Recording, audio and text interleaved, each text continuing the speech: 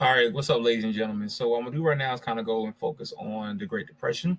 And what we're gonna do here is use my website, which is drtidwell3.com. That's DRTIDWELL3.com, which will bring you to this current page you can see.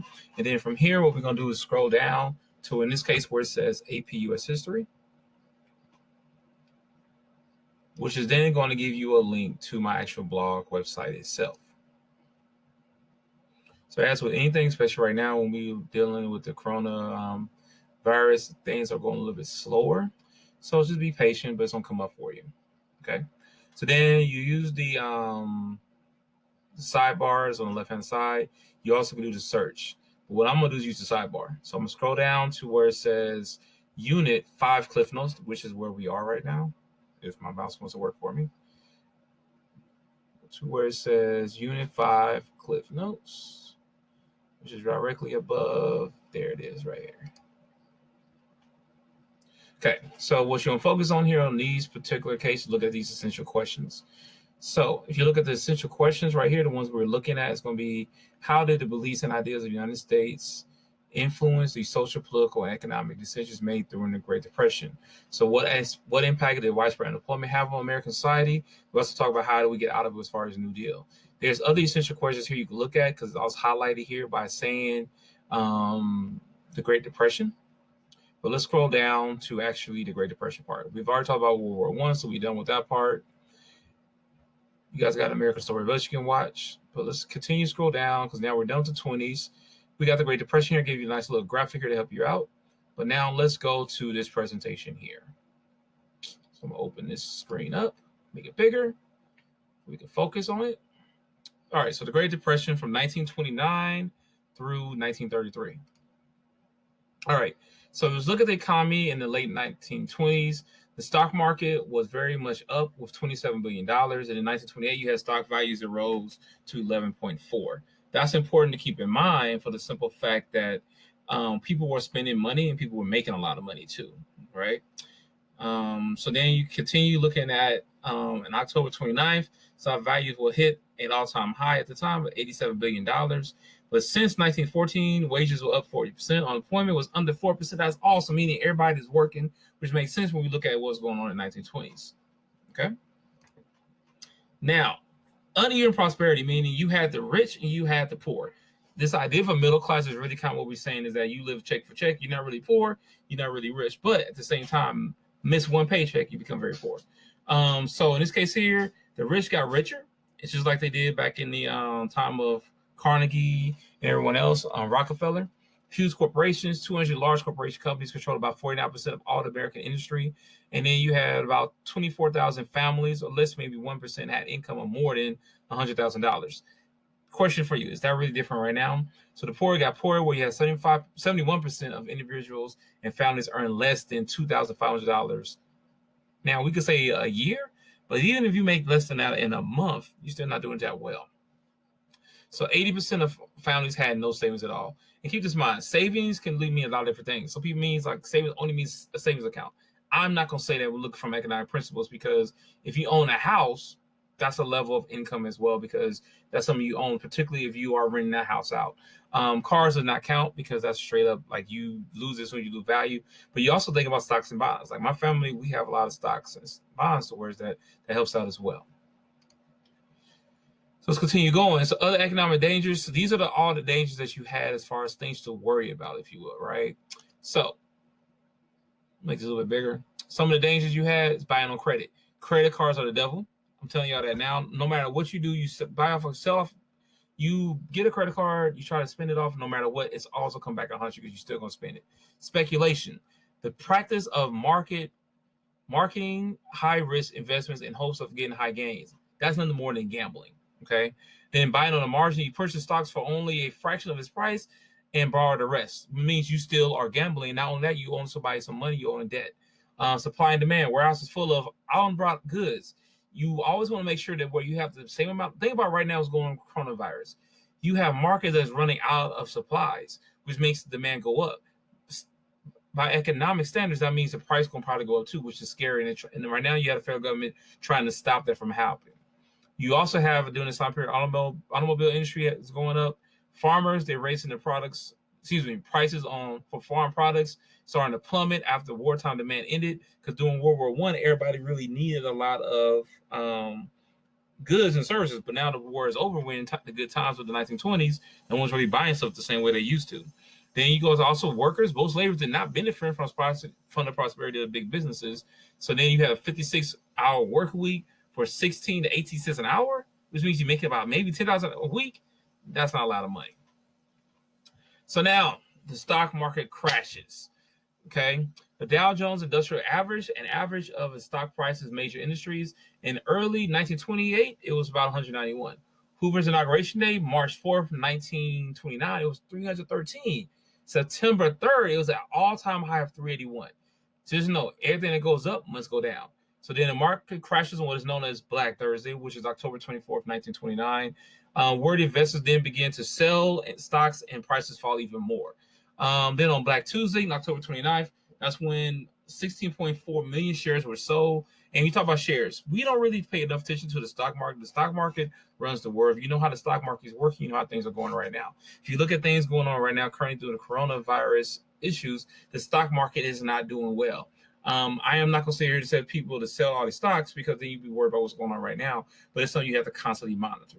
So then by November 13th, 1929, the Dow Jones had fell from 381 to 198.7, which losses totaled about maybe $30 billion. This is known as the Great Crash. Okay, let's keep going. So then if you look at this graphic right here, you can actually see the Great Crash. 1925 will be indicated right here. Then we got 1933 over here. This is the peak, 1929, and everything started going down here directly after that, spiraling, you say, almost out of control. So the Great Depression is a severe economic decline that lasted from 1929 until the United States entered into World War II. No matter how you want to look at it, it took World War II to get us out of the Great Depression. Now, we have something that's called the Great Recession, which happened in 2008. Some individuals will say maybe that was the second Great Depression, but we call it a Great Recession. We are still really kind of coming out of that, if you will. We are better than we were. In this case, we did not have a war. But in this case, World War II in 1941 saved us. Millions of Americans lost their jobs, homes, and farms, just like in 2008. And then in 1931, Henry Ford had to close down his Detroit plants, which means that lost about 75,000 people now out of jobs. The GNP, that's the gross national product, the total value of goods and services that a country produces annually. What does the GNP means? Growth national product. What does the United States make here in the United States and send out? Okay. So in 1929, you had it at 103 billion. By 1933, it was only 56 billion, which means we wasn't selling out a lot of goods and products. Bushweed went from $1.04 in 1929 to 38 cents in 1932. Banks closed. You have about over 5,000 banks closed. This is why you had the bank bailout in the 2008, because they did not want to have a run on the banks, have the same kind of situation happen again. So when the world's leading economy failed, the global economy began to crumble as well. So the U.S. insisted that Great Britain and France repay war debts immediately. Couldn't happen with that. Congress kept wartime tariffs very high. Remember, tariffs was anytime you put higher taxes on anything outside the United States. Then the Allies had to rely on Germany reparations payments for income. Europe could no longer afford to buy American-made goods because they was hurting as well. Then the American stock market crashed because of the downward cycle of the global economy. We all are connected. What happens in Indonesia affects the stock market here in the United States. Even though we may not see it as typical Americans that may not own stock or very look at that closely, it has a very big effect on our jobs. So then you look at the overall cause and effects. You look at the causes, which we already talked about. You have the Great Depression effects. Many workers lose their jobs. The gross national product falls dramatically, and then many banks fail as well. So now, social effects. You always look at things from an idea of how it affects us politically, socially, economically, and culturally. Well, socially, immediate impact did not hit at all. 1931, 32 of all was really maybe affected. Professional white-collar, blue-collar jobs lost their jobs. Saving accounts and homes. Poverty did not discriminate. Regardless if you were black, white, or woman, you really had issues. This is when we had development of Hoovervilles. We'll talk about that momentarily. And then also the environmental condition was really made things worse. We talk about things like the Dust Bowl. All right, so these are Hoovervilles. This is when you have basically tent cities. Again, poverty did not have a color. However, if you look for these pictures, these are primary pictures coming from this time period.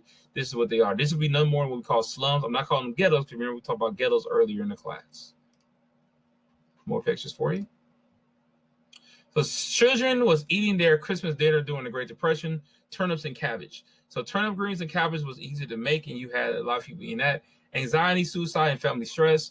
Competition for scarce resources, especially jobs, caused an increase in discrimination. 56% of blacks were unemployed in 1932. Less divorce. Why? Suicide's way up. Not everybody was getting divorced because everybody needed each other more so, but suicides went up because everybody's losing money. But unemployment really kind of started skyrocketing. If you look at what's going on with, if you look at the idea of what I'm trying to say, ethnic individuals. Okay. All right, the Palmer drought. Okay, let's just take a second, look at this graphic.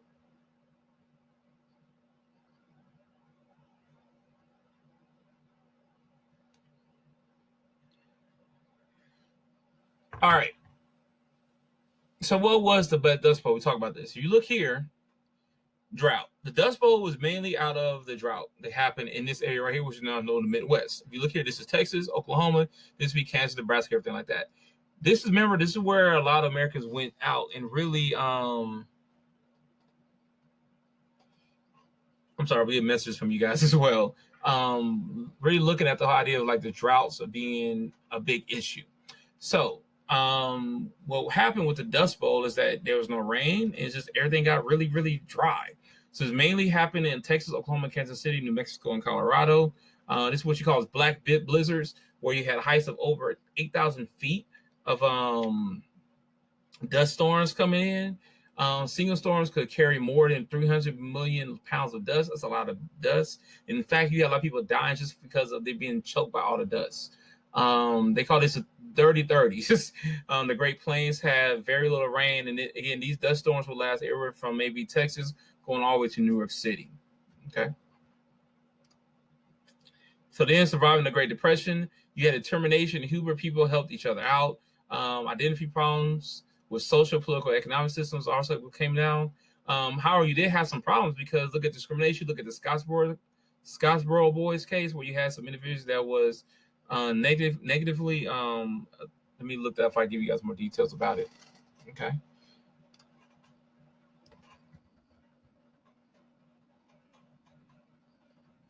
Okay. So look at the Scottsboro boys a little bit better. You got to get some pictures up from it. Okay. So this was where you had 9 African Americans or Black Americans that was accused of a crime that they did not commit. This happened on January 16th, 1920. And his idea of they was falsely accused of raping 2 white women in Scottsboro, Alabama in 1931. So discrimination was still going on, even with all this economic problems. You also had issues with the idea and scares of communists and social parties coming in with solutions to help capitalism and democracy because they saw that was the issue and that was the reason why we had such a bad time. So then science sort of changed. In 1933, you had, during the Hard Depression, prohibition was ended with the 21st Amendment, so now we all can drink. Empire State Building was also constructed in 1930. Why is it considered a hope? Because now you have, again, the idea of people making something out of nothing, and then you have this tall building in the middle of New York City. So that really helped inspire people. You also have now Hoover. He's taken over as far as the president at the time. Remember, we're still in Depression. Nothing got better until we got really to the World War II. But Hoover responds to depression, worldwide economic conditions beyond our control. We can't control what's going on outside the world, but we can try to control what's going on here at home. Voluntary action by business to keep wages up was Hoover's quote-unquote fix-it plan. Business did not continue to voluntary help, and the government stimulated the depression economy with public works projects like the Hoover Dam. Hoover Dam is now over. If you look here at this map here, this is Las Vegas. The Hoover Dam is right here next to Boulder City, and this is still to this day one of the very good places to go visit if you ever get a chance to go to Vegas. Yes, go in, have fun in Vegas, but then take a ride over to the Hoover Dam because this really supplies a lot of energy to the whole southwest of the United States. It also supplies a lot of jobs too. So it was completed in 1936. If you here look at this graphics, pretty self-explanatory. Keep going. All right, so Hoover demise. From great humanitarian to cold-hearted hatred. Hoover tried to do things, but it was kind of hard. Again, you look at the idea of a president, he needed something huge to happen. Things was really, really bad. Propaganda efforts against Hoover aided in his political downfall. In addition, to economic conditions not improving. People are still not working. The Hawley Smolt tariff, the highest in history, it backfired, and you raised their tariffs and stifled trade. Okay, so things did not really get better; it got worse. So then, bonus army section 5 continued. 1932, you had 20,000 World War I veterans marched in Washington, D.C. to demand their pensions and payments. The government had no money. How could they do it? So the HR agreed to pay, but the Senate did not. Okay, so House of Representatives agreed to pay, but the Senate did not. President Hoover called in General MacArthur to drive the marchers out of D.C. Remember, General MacArthur will become important when you get to World War II. He turned the military against those who fought to defend freedom during World War I. Again, this is making things get worse. Things did not get better a little bit until you have FDR, which is Franklin Delano Roosevelt. Happy days are here again. He wins in a landslide. No one liked Hoover. No one voted for him. This man will then become president. It started right towards the end of the Great Depression, but he was the longest sitting president. And again, this was before we had term limits. So, ladies and gentlemen, I hope this is helpful to be in addition to what you guys are already doing in your Great Depression stations. Make sure you continue to review and look at what we're doing here as far as we look at the interactions of business and overproduction of consumer goods. This all the rest of the Cliff Notes does is go more in detail with you. Okay, so I hope that helps out. If you guys got any questions, make sure you let me know. And I'll be here to continue to do some more videos for you guys over the weeks. All right, take it easy.